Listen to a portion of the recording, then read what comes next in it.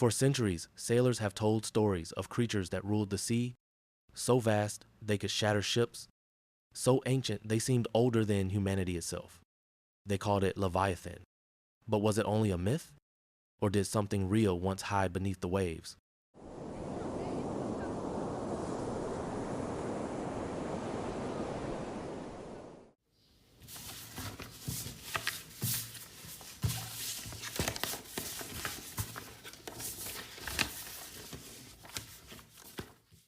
The earliest record of Leviathan appears in the book of Job, written more than 2,500 years ago. A sea creature whose scales could not be pierced and whose breath burned like fire. But what's fascinating is that the same being appears in many other ancient civilizations. In Babylon, it was Tiamat. In Phoenicia, Lotan. And in Norse legend Jormungandr, the world serpent said to encircle the earth.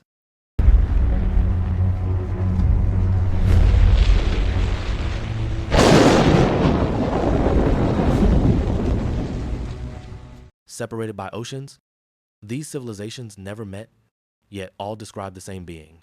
A giant rising from the sea, the very embodiment of chaos itself. To them, it wasn't a myth. It was a warning. The ocean was something wild, unpredictable.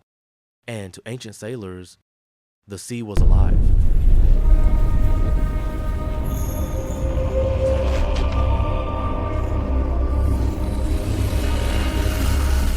Centuries later, as humans began to explore the farthest oceans, stories of the Leviathan returned, this time in ship logs. A Swedish priest wrote of a serpent longer than a ship, seen off the coast of Norway, a beast said to devour both whales and men. In 1734, Hans Egede, a missionary to Greenland, described, "A most terrible creature rose from the sea, its head higher than our mast, its body so long we could not see the end." Even British and French naval logs spoke of moving islands and monsters with ridged backs. To them, these weren't myths. They were encounters.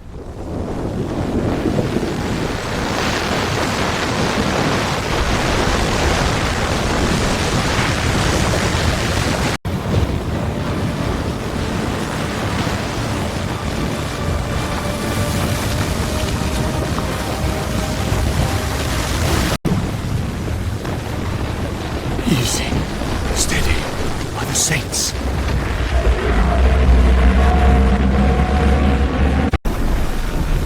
Easy, steady now. God help us. I'm seeing movement starboard, 47 meters. Copy. Holding position. Whatever that is, it's big. Sonar echo's still growing. Keep the cameras on it. In the silent depths, every signal holds a story still unknown. Centuries later, science began exploring the very same oceans. And what it found blurred the line between myth and reality. In Peru, paleontologists discovered a prehistoric predator 17 meters long with teeth the size of a human arm. Its name, Leviathan melvillei, a real ancient whale hunter that once ruled the seas. Could this be where the legend began? Ancient people uncovering fossilized bones, mistaking them for living monsters of the deep? Desert of Peru, 2010. A team of paleontologists uncovered the remains of a giant predator, a whale with teeth made to rival any shark. Leviathan melvillei, a fossilized reminder of power.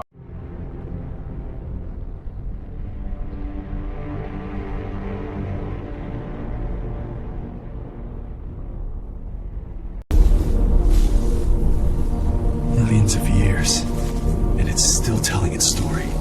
Let's keep it talking. Desert. In the remote Ica Desert of Peru, 2010, layers of ancient sand concealed the remnants of a giant. Piece by piece, paleontologists unearthed a skull. Look at their glow, like floating constellations. It's like the ocean breathing its own stars. At the edge of the continental shelf, a modern research vessel begins its descent into the unknown. Sonar traces the contours below, guiding robots and divers through a world without sunlight.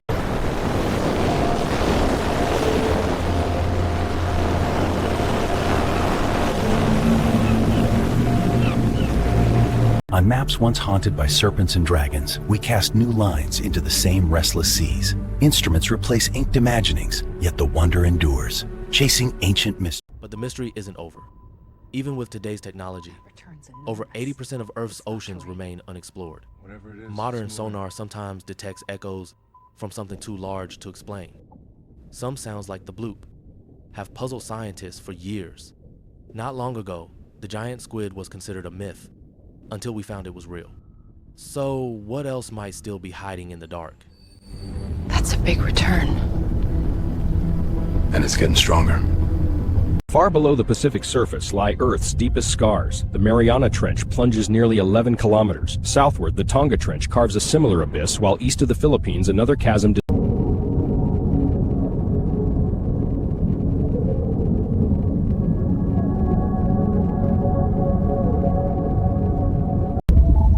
There it is again, gaining strength.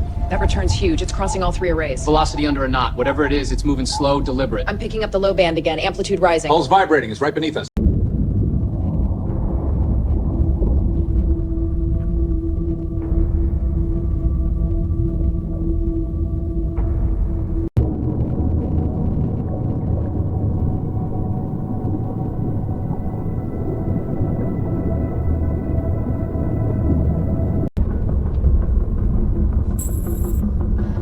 Massive. 2 kilometers across. No ID match. It's moving very slow. Keep it on the array. Let's see where it goes.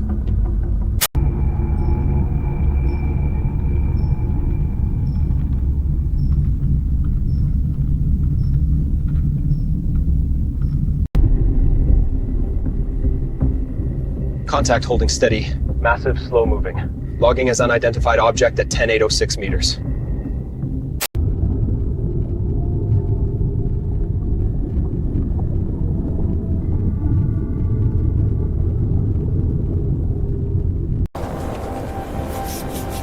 Look at the serrations.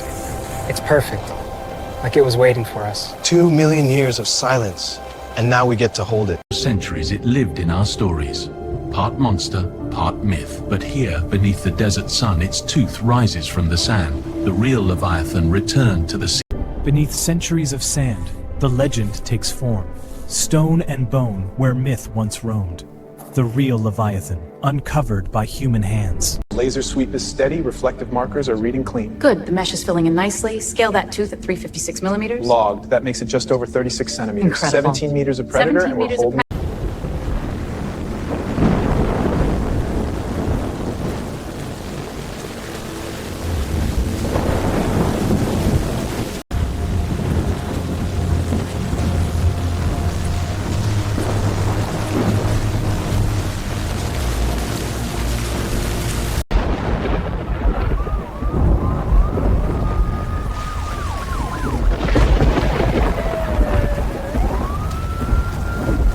Perhaps Leviathan was never meant to be a creature of flesh and bone. Perhaps it was a symbol of fear, of chaos, of power itself. The philosopher Thomas Hobbes used the name Leviathan to describe the power of the state, a force so vast that nothing could stand against it. For ancient sailors, that same power came from the sea. Age of sailing ships, terror rose from the sea. From that fear, a new vision of power emerged. Hobbes imagined a sovereign vast enough to quell the storm, an artificial man crowned.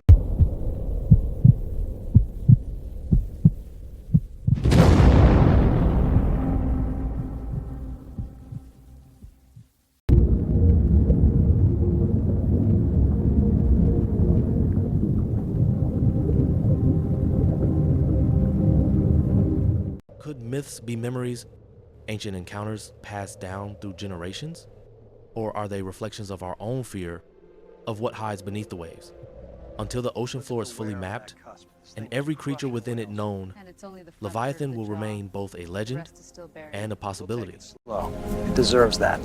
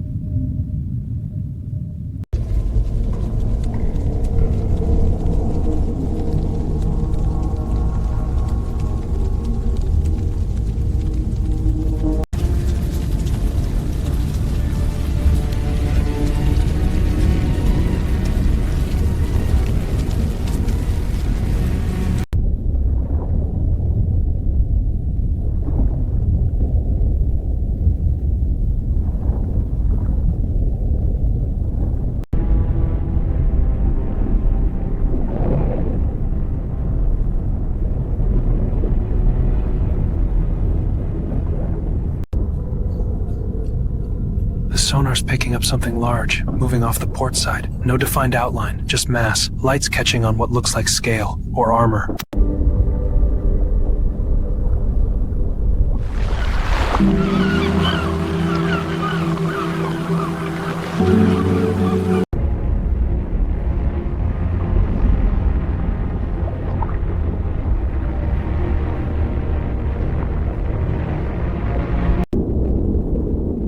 The ocean still keeps its secrets, and somewhere in the depths, Leviathan may still be dreaming.